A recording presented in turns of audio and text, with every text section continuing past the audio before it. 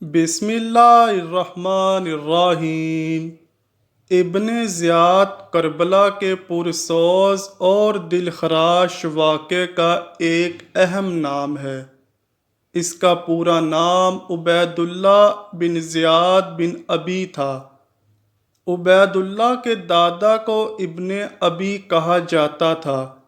ابن ابی کے لفظی معنی اپنے باپ کا بیٹا کے ہیں، یعنی عبید اللہ کے باپ کا نام ابن زیاد تھا، لیکن دادا کے نام کے بارے تاریخ خاموش ہے، اسی لیے اس کا نسب بھی صحیح بیان نہیں کیا جا سکتا۔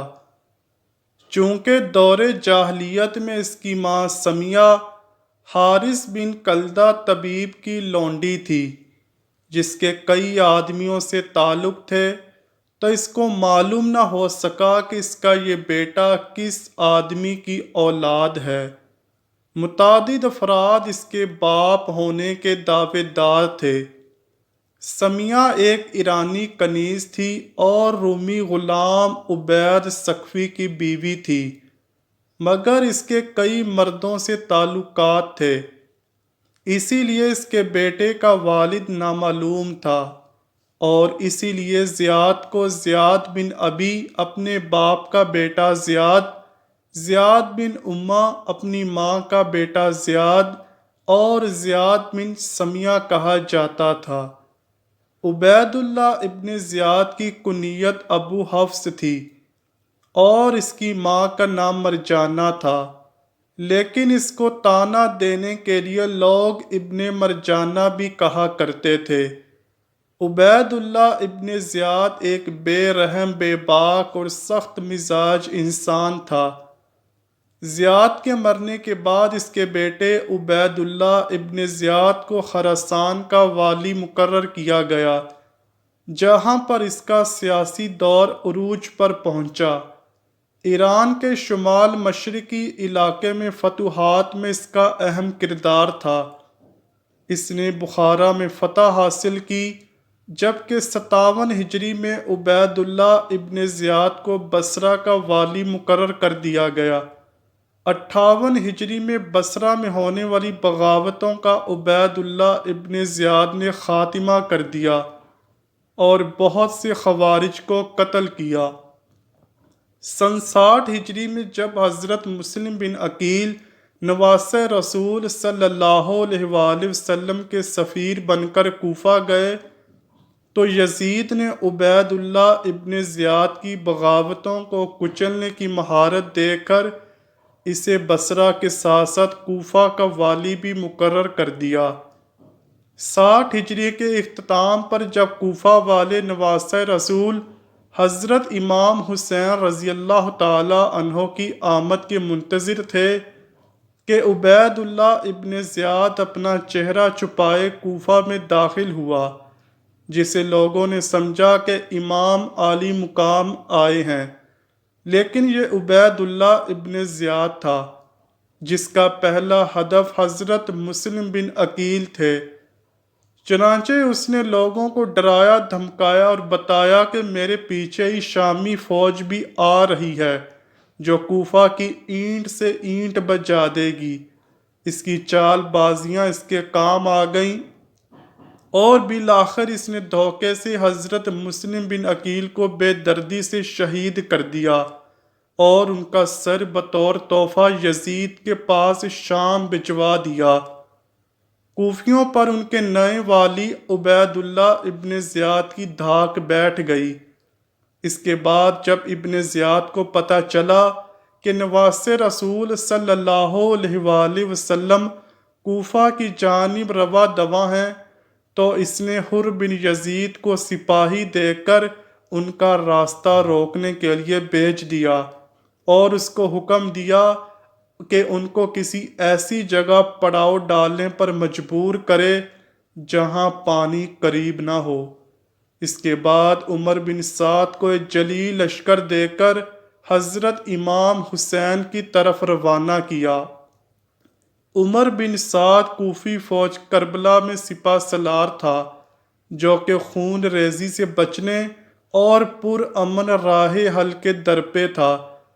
ادھر کوفہ کے گورنر عبید اللہ ابن زیاد کو شمر نے جنگ کے لیے اکسایا اور بالآخر 9 محرم 61 ہجری کو ابن زیاد نے شمر کو 4000 سپاہی دے کر کربلا بھیج دیا۔ ساتھ ہی دھمکی آمیز خط بھی تھا: عمر بن سعد، اگر تم حسین سے بیعت لے لو تو کوفہ روانہ کر دینا، نہیں تو ان سے جنگ کرو۔ اگر تم جنگ کے لیے راضی نہ ہو تو کمان شمر کے حوالے کر دو۔ چنانچہ عبید اللہ ابن زیاد کے حکم کے مطابق کربلا کا پرسوز واقعہ وقوع پذیر ہوا اور خاندان اہل بیت کو قیدی بنا کر اور 72 سروں کو نیزوں پر ڈال کر فوج کوفہ ابن زیاد کے دربار پہنچ گئی۔ اہل بیت پیغمبر صلی اللہ علیہ وآلہ وسلم کو اسیری کی حالت میں کوفہ لانا ایسے واقعات میں سے ہے جسے تاریخ و حدیث کی کتب میں ذکر کیا گیا۔ ان واقعات میں سے عبید اللہ کی حضرت زینب سے گفتگو اور آپ کے دیے جانے والے جوابات بھی تاریخی اور دوسرے منابع میں مذکور ہیں۔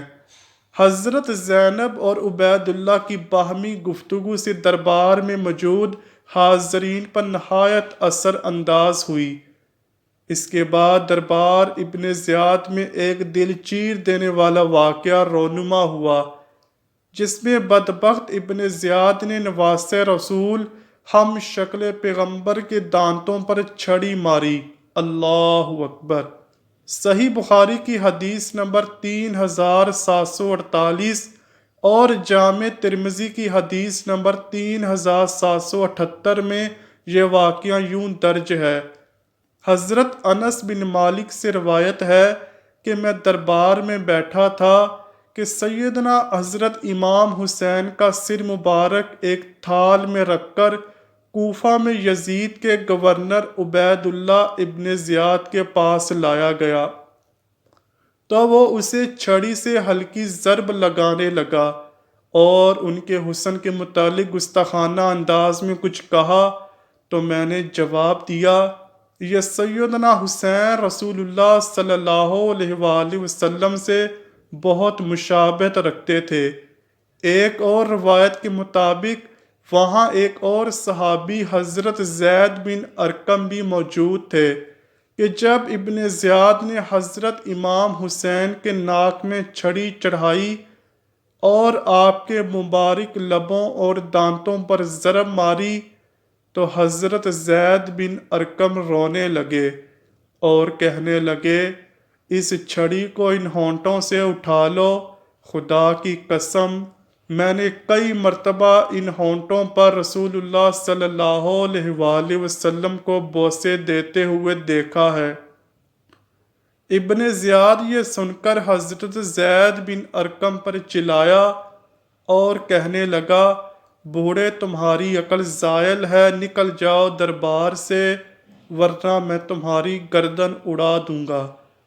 چنانچہ واقعہ کربلا کے بعد یزید کی حکومت تک عبید اللہ ابن زیاد بصرہ اور کوفہ کا گورنر رہا۔ 3 سال بعد جب یزید کی موت ہوئی تو عبید اللہ ابن زیاد نے بصرہ اور کوفیوں سے مطالبہ کیا کہ جب تک یزید کے جانشین ہونے کا فیصلہ نہ ہو جائے تم لوگ میری بیعت کر لو۔ بصرہ کے لوگوں نے بیعت کر لی لیکن کوفہ والوں نے تب بیعت نہ کی۔ پھر ابن زیاد مروان کے لیے لوگوں سے بیعت لینے کی غرض سے دمشق کی مہم پر روانہ ہوا۔ وہاں پر ابن زیاد نے مروانیوں کی سربراہی کرتے ہوئے ضحاک بن قیس کو شکست دی۔ چنانچہ مروان کی حکومت قائم ہوئی تو ابن زیاد دمشق میں ہی رہا۔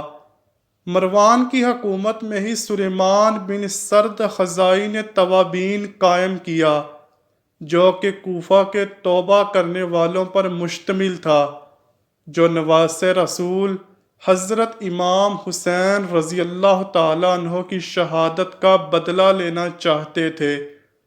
مروان نے ابن زیاد کو ہی توابین کے مقابلے کے لیے بھیجا۔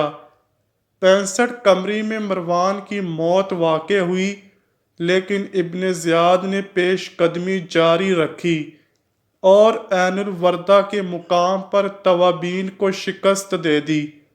اس کے بعد ابن زیاد جزیرہ کے شہروں کو تخت فرما لانے میں مشغول رہا۔ پھر اس نے مختار عاملین کے تابع موصل پر حملہ کیا۔ مختار کے طرفدار تکریت میں عقل نشینی اختیار کی اور مختار ابن سقفی کو اس حملے سے آگاہ کیا۔ مختار نے اپنی سپاہ بھیجی جس نے ابن زیاد کی بھیجی ہوئی فوج کو شکست سے دوچار کیا۔ مختار سقفی وہ شخص تھے کہ جنہوں نے قسم کھائی تھی کہ جب تک واقع کربلا میں ملوث سب گنہگاروں کو موت کے گھاٹ نہ اتار دوں تب تک چین سے نہ بیٹھوں گا۔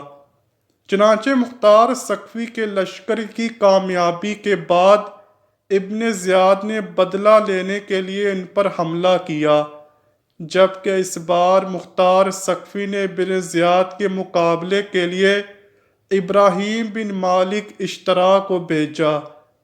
چنانچہ دریائے خازر کے ساحل کے نزدیک موصل سے 5 فرسخ کے فاصلے پر عراقیوں اور شامیوں کی بہت بڑی جنگ ہوئی، جس میں محرم 67 ہجری کو ابن زیاد نے شکست کھائی، جہاں پر ابن زیاد کا قتل ہوا۔ عبید اللہ ابن زیاد اور ان کے ساتھیوں کے سر تن سے جدا کر کے مختار سقفی کے پاس بھیجے گئے، جن کو عبرت حاصل کرنے کے لیے ایک مسجد میں ایک قطار میں رکھا گیا۔ اب یہاں ابن زیاد کے سر کے ساتھ ایک نہایت غیر معمولی واقعہ پیش آتا ہے کہ جس کو سن کر آج بھی دشمنان اہل بیت کانپ اٹھتے ہیں۔ یہ واقعہ جامع ترمذی میں 3780 میں درج ہے۔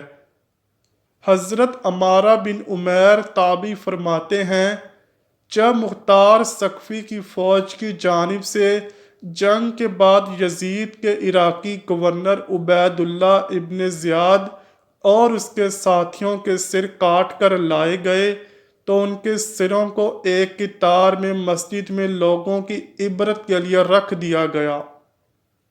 حضرت عمارہ تابعی فرماتے ہیں کہ جب میں مسجد میں پہنچا تو لوگ کسی خوفناک شے کو دیکھ کر کہہ رہے تھے، وہ آیا، وہ آیا۔ اچانک میں نے دیکھا کہ ایک سانپ جو سروں کے درمیان سے گزرتا ہوا عبید اللہ ابن زیاد کے نتنوں میں گھس گیا اور تھوڑی دیر اس کے سر میں رکا، پھر منہ سے نکل کر غائب ہو گیا۔ کچھ دیر بعد دوبارہ شور برپا ہوا، وہ آیا، وہ آیا۔ حضرت عمارہ تابعی فرماتے ہیں کہ اس طرح اس سانپ نے 2 یا 3 بار یہ عمل دہرایا۔ آئیے دوستو، اللہ پاک سے دعا کرتے ہیں، اے اللہ پاک ہم سے اہل بیت کے بغض کو اور اہل بیت کا بغض رکھنے والوں کو ہمیشہ ہمیشہ کے لیے دور فرما دے۔ ہم نبی آخر الزمان حضرت محمد صلی اللہ علیہ وآلہ وسلم اور ان کی پاک آل پر جان نثار کرنے والے بن جائیں۔ کمنٹ سیکشن میں آمین لکھنا مت بھولیے گا، نہ جانے کس کی آمین قبول ہو اور ہمیں پاک اہل بیت کی نوکری مل جائے۔ امید کرتا ہوں کہ آپ کو ویڈیو ضرور پسند آئی ہوگی۔ اگر ویڈیو پسند آئی ہے تو ویڈیو کو لائک کیجئے، شیئر کیجئے اور چینل کو لازمی سبسکرائب کیجئے۔ ملتے ہیں اگلی ویڈیو میں، تب تک کے لیے اللہ حافظ۔